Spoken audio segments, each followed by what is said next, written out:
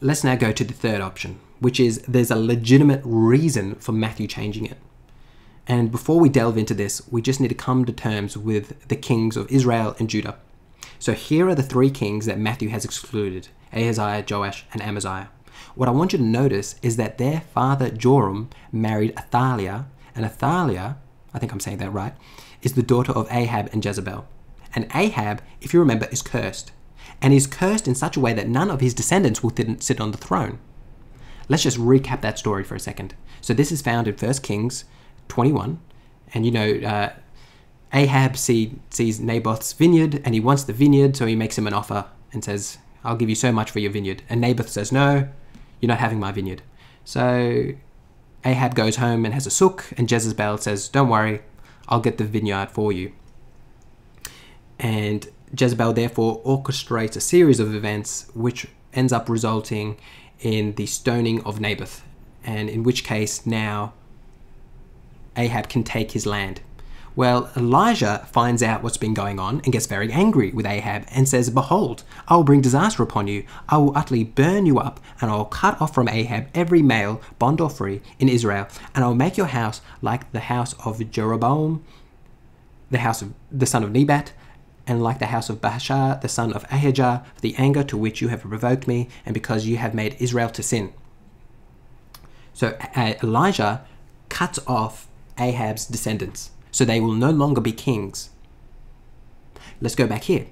So let's take note of that curse. I will wipe out your descendants and cut off from Ahab every last male, slave or free. So that means none of Ahab's descendants will take the throne.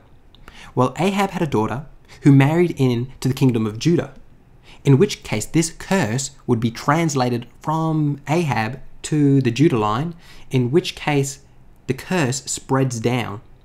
So why does Matthew think the curse stops at Amaziah?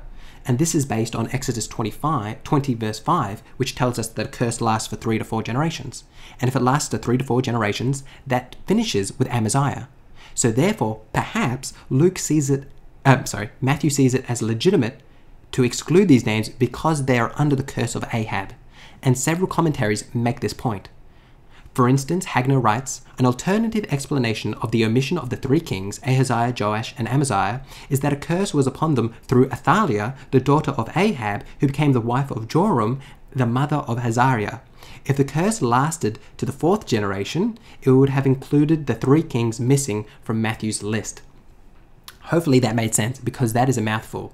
And without a diagram like this, and the backstory, it's really hard to make sense of what Hagner is saying, but hopefully I've explained it to you. And other scholars make this as well. Davis and Allison say, some have suggested that the omission was intentional to rid the genealogy of wicked kings. According to the Old Testament, God willed the violent deaths of Ahaziah, Joash, and Amaziah. 1 Kings 21:21, moreover, places a curse upon the house of Ahab. Ahab's daughter Athaliah was Joram's wife, and Matthew may have thought of that curse as extending to the 3rd and 4th generation, Exodus 25, Numbers 14:18, and therefore have dropped 3 unworthy names from his genealogy. So hopefully those two scholars kind of help you understand this a bit more. Now, it must be noted that some scholars see this explanation as too convoluted. And for instance, R.T. France notes, even less probable is the view that the omission was motivated by the curse of the house of Ahab. So R.T. France disagrees. He writes, which was believed to have affected also the royal house of Judah via Athaliah, daughter of Ahab, mother of Azariah, to the 4th generation. That is such a mouthful. So R.T. France disagrees with this idea. What's annoying is that he does not justify it. He just says it's less probable. I'm very sympathetic to R.T. France because he is correct. This is convoluted. And furthermore, Ahab's curse prevented his descendants from being kings. It should not have resulted in them being excluded from a general genealogy in Matthew's genealogy. So R.T. France does make a good case in that respect. So in other words, is there a legitimate reason why Matthew has excluded it? Yes and no. It's hard to know. So let's go back to our 3 options. And none of them are really that great. I mean, I'm hesitant to pick any one of them. What I do like is one scholar actually takes the mistake option and the reason option and combines them together. So this is what Nolan does. So the blue corresponds to this and the purple corresponds to this.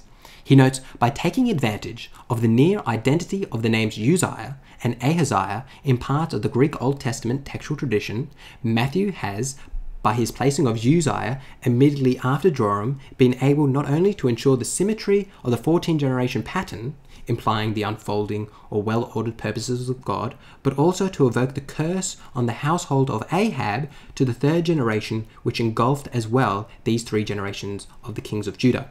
So in other words, this top bit in blue corresponds to the mistake. Matthew is taking advantage of the fact that Ahaziah and Uzziah look the same. And Matthew sees this of great theological importance. He sees the fact that these names look the same as a justification for omitting the 3 names between them. He further feels justified for doing this based on the curse of Ahab. So based on the similarity of the names and the curse of Ahab, Matthew feels justified in doing this. Do you think this is convincing? Leave your comments in the comment section. I'm not sure. I'm torn on this issue. I can understand why so many people go the deception route. I can understand why they do that. And normally scholars who, I'm uncomfortable saying Matthew was being deceptive or tricking people. So scholars like to use spiritual language. Let me give you an example of an Italian scholar who does this. He writes, the genealogy is not presented at the beginning of the gospel to satisfy historical curiosity, but as a theological rereading of the story of Israel in light of the Christ event, which fulfills that story. So what's he saying there? He doesn't want to say that Matthew is being deceitful. Rather, he's saying that the genealogy isn't historical, but rather theological. And this is actually something we're going to come across again and again when dealing with Matthew. That it does seem that he is not dealing with history as much as he is dealing with theology. So therefore, Matthew is rereading the story of Israel in light of Christ. This, it annoys me, this interpretation, because I want Matthew to be historical. I just want him to tell me what happened. I don't really want him to be theologizing what happened or purposefully changing what happened in order to make it theology. I find this enormously frustrating. But nonetheless, we can't impose our desires upon Matthew. And I think this Italian scholar is correct, that Matthew is placing this at the beginning of his gospel not to satisfy our historical curiosity, but rather he is doing history. He's doing theology. That being said, there are reasons for thinking that perhaps, we go back here, there are reasons why Matthew has done it, and maybe these are legitimate. So I'm torn. I'm torn by this issue. So the question is now, do I put a tick or a cross here? Tell me what you think in the comment section, what I should do. I'm going to give a cop-out answer. I'm going to put neither. I'm going to put a question mark. I'm not sure what to make of this. Is it legitimate? Is it not legitimate?